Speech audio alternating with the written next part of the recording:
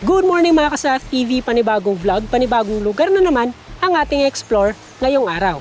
First time kong gagawin etong challenge, kaya naman nagtanong-tanong po muna tayo kung posible nga ba at kung kaya nga ba nating makapag-overnight dito sa isla.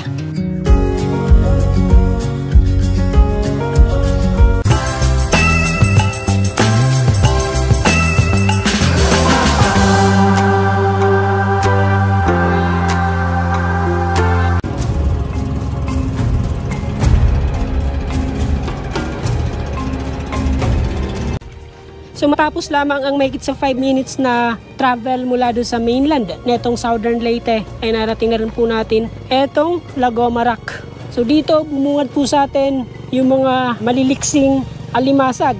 Marunong din palang umakyat ng bato etong mga alimasag. Dito naman sa gilid, kitang-kita po natin kung gaano kakulay yung mga corals na nakadikit sa paligid netong bato. Dahil nga sa linaw ng tubig, kaya kitang-kita po natin yung ilalim netong bato.